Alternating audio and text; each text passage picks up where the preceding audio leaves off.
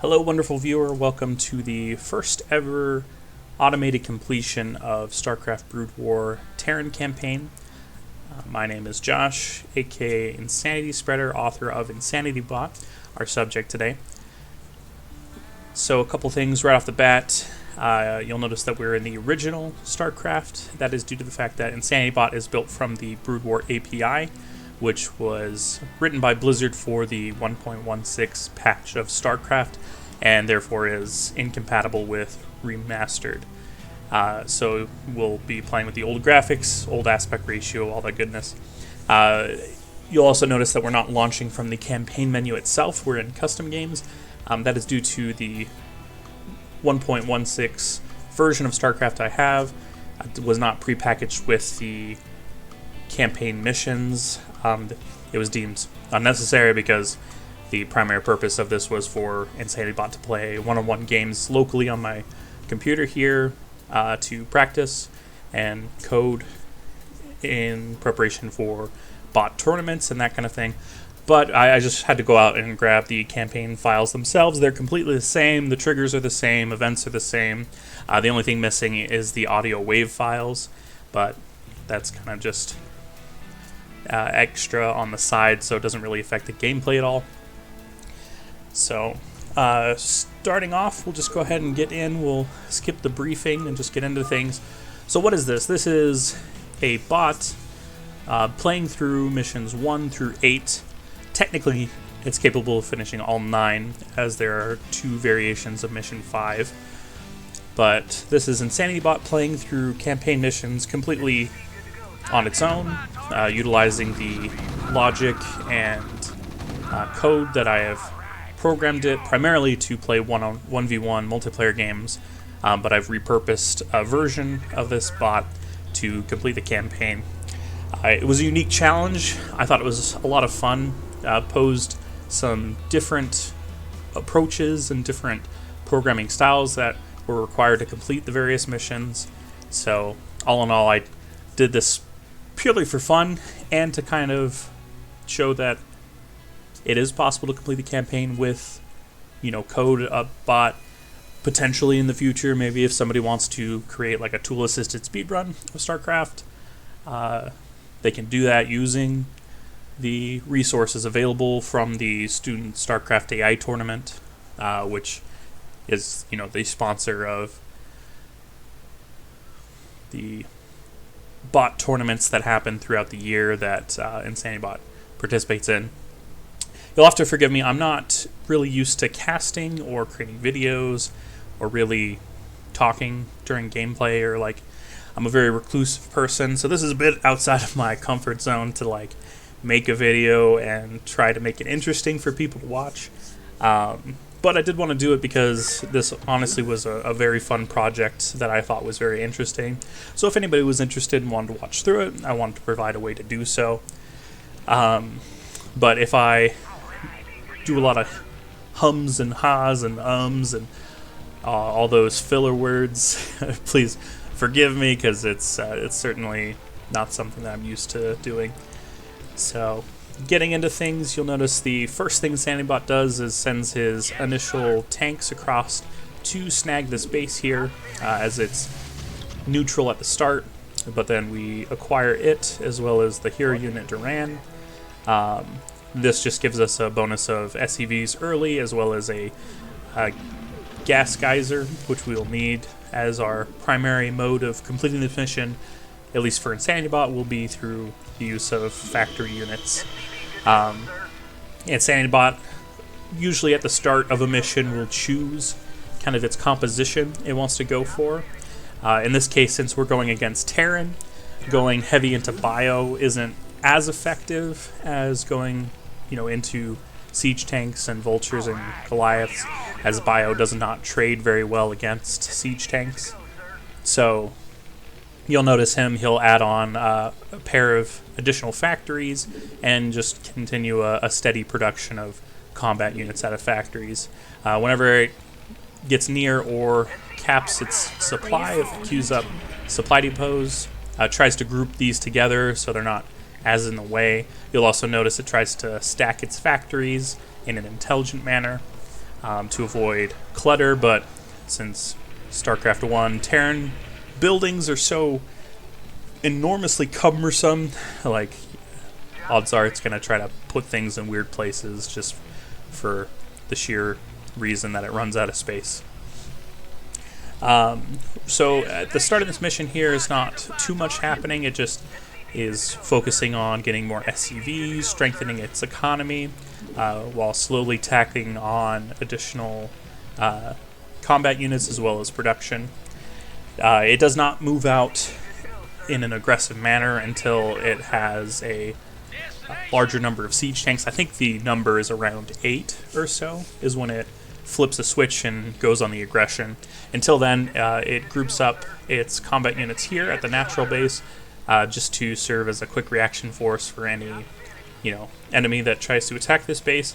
If anything comes towards the main, insanitybot will snag a squad to come back and defend. We also have Terran here. Terran's 200 HP. He doesn't do a ton of damage because he's a ghost, but he is pretty sufficient in handling things like a couple fire bats coming down or a spare marine or two, as that's typically the extent of the attacking waves that'll hit the main in this first mission. You may have seen a pair of SCVs being pulled, and they're repairing these tanks up. These 2 SCVs are designated as repairers for the mech squads. One of them's holding gas because you gotta remind the boys what they're fighting for. but in all reality, insanitybot just grabs like the first SCV from its worker list and assigns it to be a repair worker instead of whatever it was assigned to before. And usually those first SCVs in the list are assigned to a refinery. That's just kind of how it worked out. Not super optimal, as probably grabbing someone not carrying resources is a much better plan, but I just haven't gotten around to filtering through that aspect yet. You'll see a little floating text. I tried to remove most of the text functions from my bot. When you see it play, usually it'll have like a lot of debug text taking up this space of the screen, and that's purely for my benefit to know what's happening in the bot. Like what is it focusing on, what is it reserving, like mineral wise for structures, or if it's trying to expand, that kind of thing. But I stripped all that out just so there's more space to actually see what's happening on the screen instead of just information text form. But I did keep in these floating texts that'll move around the screen. These are squad designations. Whenever insanitybot builds a new combat unit, it will assign it to a squad. Mechanized squads are divided into 3 tanks and 6 vultures / Goliaths per squad. And each of those are given their own designation, and this is just to kind of show where the squad is located. The text is generated at a position where it adds up all of the squad's individual units' position and then divides by the number of units in that squad, and that gives the rough central location of where that squad is located. That's not terribly important for the squad itself, but it is important for things like the floating buildings, which you'll see kind of come along with the squad when it's on the attack to give extra vision. The floating building tries to dance in and out of range of the squad's general position and the target that we're trying to attack. I'm also a sucker for like call signs and military designations, that kind of thing. So I'm just kind of a nerd and wanted to add like a cool little thing here. So the mech squads are all broadswords. Infantry squads, when we go against Zerg, they'll be hunter units, hunter 1-1, hunter 1-2, that kind of thing. Drop squads are bandits. Ghost squads, which are designated as kind of like a specialist squad, are delta 1-1. Just a little bit of fun to make programming less painful and more about enjoyment. As believe me, there's a lot of pain that goes on into bot development. I got started watching the Student Starcraft AI tournament stream on Twitch. Feel free to go check that out if you're interested in seeing bots compete against each other. Honestly, a very good time. I've spent a lot of time on that Twitch channel just watching bots play. And I was seeing a lot of bots that were like doing one base all-ins, and then when they ran out of money, it was just they were done and they just wouldn't do anything else. They wouldn't expand, they wouldn't build any more units because they were out of money. And I was just thinking, like, I don't think it would be too hard to program a bot to expand when it was out of money. like I could do that.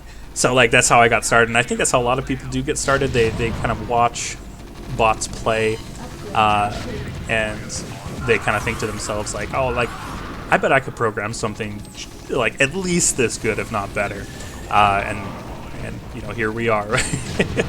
And afterwards, it's definitely more difficult than it initially appears. There's a lot of things to consider that I didn't realize before, and was kind of both a joy and a terrible pain to figure out as time went on.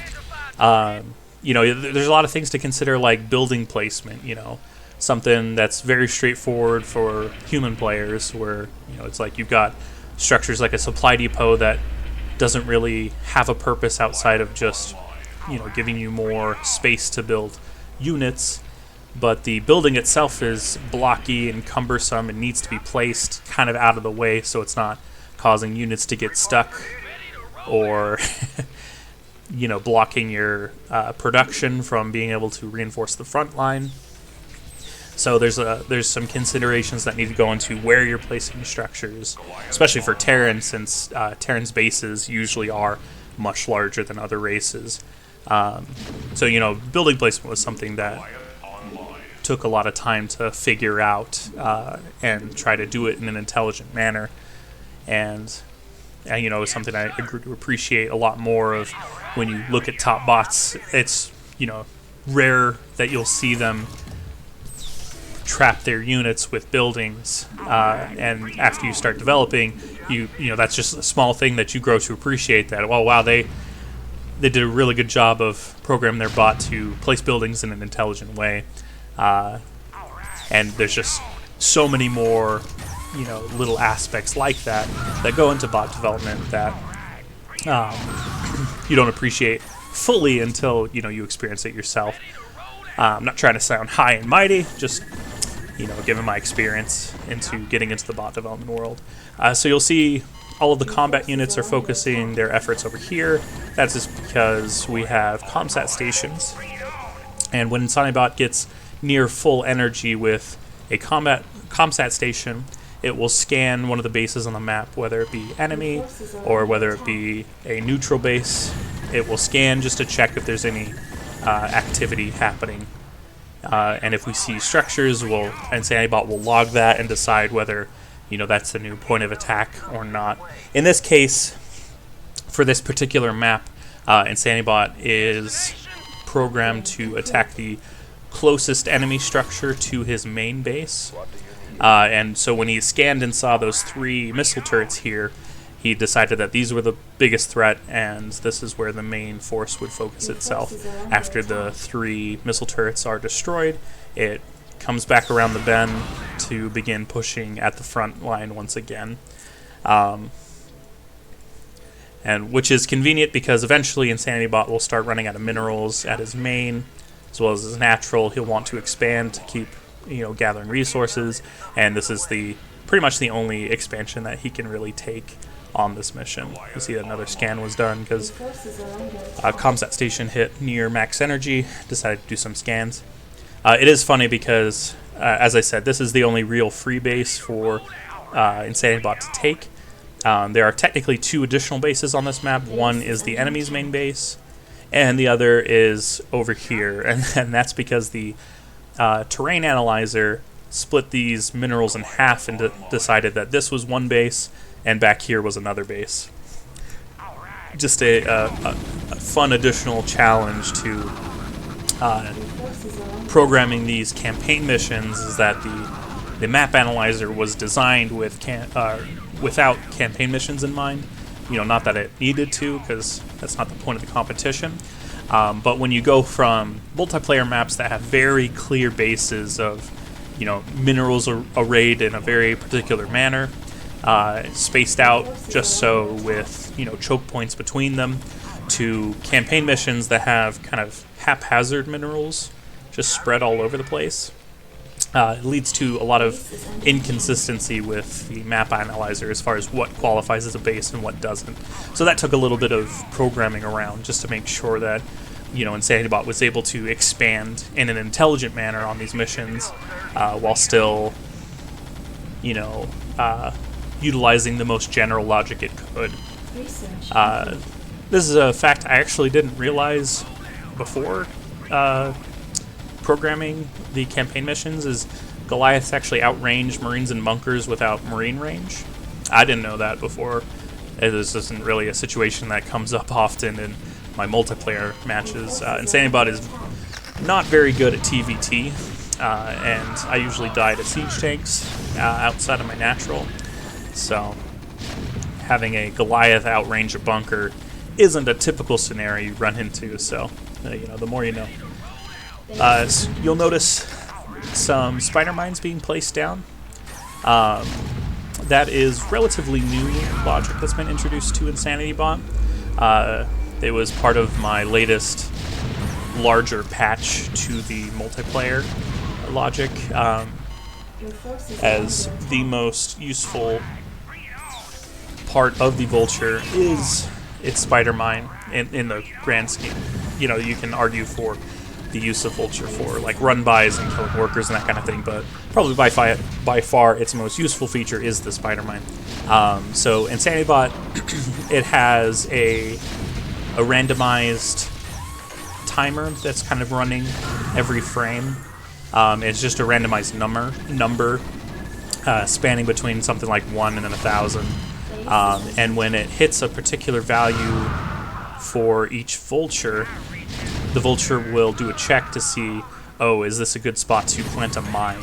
And it checks for things like, am I directly next to siege tanks that are sieged up? Am I in my own base? Am I next to an enemy?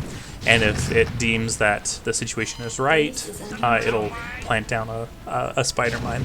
Now this isn't, again, there's a lot of things with insanitybot that are not optimal by any means, because definitely one of the last things you want to do is plant a mine in range of a giant cluster of tanks.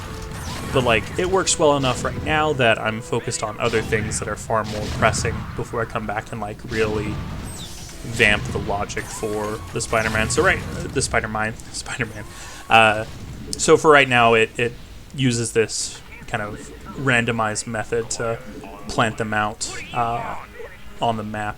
And it works well enough that we don't have to worry too much about, you know, mines all being dumped at once. And it does a decent job at spreading them out in a semi-intelligent manner, as it does tend to lay them in paths between bases, which is typically where other bots will send their units. This will continue to go probably until the end of the map, as since the bunker is still standing, it's being continuously repaired. Insanitybot's not really worried about it at all, so it's not even going to send like a single tank over here to take care of this. But that's totally fine, because as you can see, we're floating a lot of minerals. Not optimal, again, but the reason being, insanitybot knows it has very little gas income, so rather than spend a lot of gas that we don't have building out multiple factories, it instead focuses and prioritizes its gas into tank production as well as occasional Goliath, because it sees that the enemy has air units, and then any extra minerals it just dumps into vultures. Again, we could probably benefit from a couple of more factories just to like really heighten that vulture production, but this works well enough for the first mission's completion that I'm not too concerned about hyper optimizing, you know, insanitybot's building decisions for this mission. If we really want to talk about optimization, I think the speedrun strats for this mission are just to take all the units you have, run over here, grab Terran, and then just take this path up and around to the enemy base to kill the command center, which is the way the mission's kind of designed.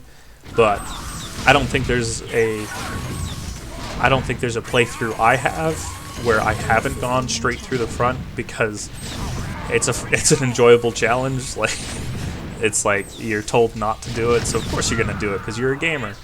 So I just let insanitybot push this way because, you know, why not? We're reaching close to max supply actually, although we might not hit max supply because we're losing units at the front to siege tanks. Excuse me. But should insanitybot hit, I believe 195, 196 supply, instead of keeping its units near its tank line, it will instead send everybody, you know, all in, no holds bar, towards our target and just do as much damage as possible. We won't hit that because there are 3 siege tanks in a very good position at this choke, and we keep dancing units into range and losing it, so we're not going to hit that max supply, which isn't a big deal. It just will slow down the completion of the mission. You'll notice SCVs running forward. That's because insanitybot's trying to take the only other unoccupied base on the map, which is back here. Oh, and it gets an SCV all the way back. That's actually surprising. It's not going to be able to build here, though. Again, this is fault in the logic of it checks to see if there's a command center at the base, and that's how it determines whether a base is occupied or not. insanitybot doesn't really care too much about enemy structures in that position outside of resource depots. And that's due to, normally speaking, insanitybot will grab a squad of units and send them over to the base first, and those units will destroy anything there, and then the SCV will build, you know, the expansion. In this case, all of the squad that's trying to get over and claim this base is currently occupied at the front line with, you know, everybody else. So we don't see any supporting units over here to help clear this out so we can take that base. And again, this is something that's easily fixable, just a matter of development time, you know. And since this is something I do in my spare time, unfortunately development time is few and far between, a lot less than I would like. But I do occasionally get moments to, there's 35 kills on that tank thing, that's a lot. 25. But yeah, it all comes down to, you know, free moments where I can, you know, put time into my hobby. Because bot development honestly is a lot of fun. I really enjoy it, despite occasionally it making me want to pull my hair out, because the bot can be very stupid at times, and that stupidity is just reflection on my skills as a programmer. So it can be very frustrating, but on the whole, again, I love working on my bot and having it be able to do things like this, you know, infinite attention span, moving siege lines slowly forward, you know, properly navigating an army of 150 supply. It's a lot of fun. It's cool to see something that I've programmed from the ground up reach this point. It's a far cry from what those individuals up at the top of the Student Starcraft AI tournament leaderboards are able to do. But it is still something that I'm very proud of, and I hope to be able to continue developing in the future.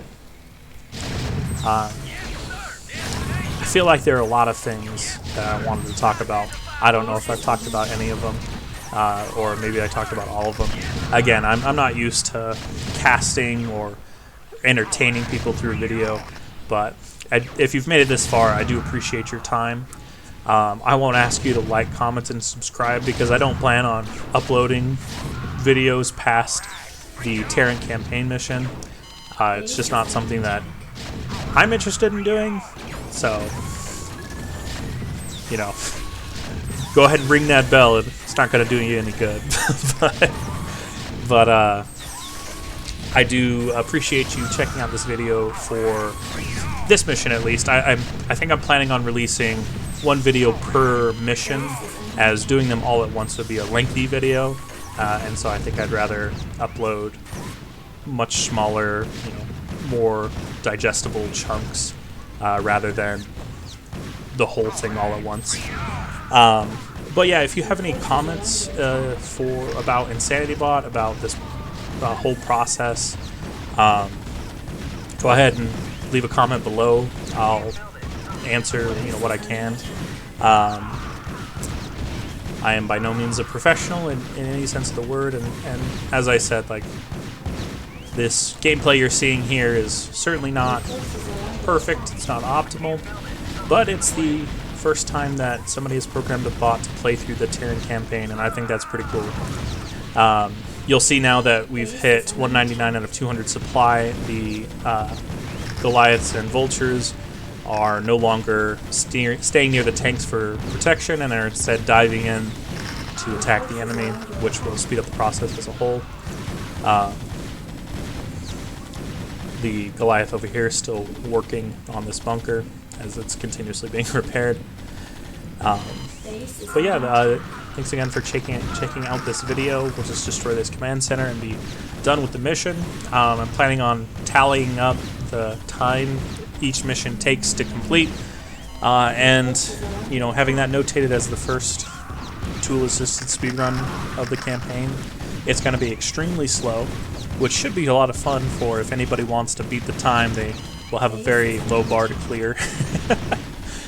But there's a lot of fun missions ahead with a lot of interesting strategies that insanitybot will implement to complete the various tasks that the campaign requires. So I do hope that you'll check out further videos. Yeah, in the meantime, have a pleasant day. We'll just finish off this dialogue and then we'll end off. Once again, I'm Insanity Spreader, and this is insanitybot playing through the campaign. Thank you very much for your time, and have a good one.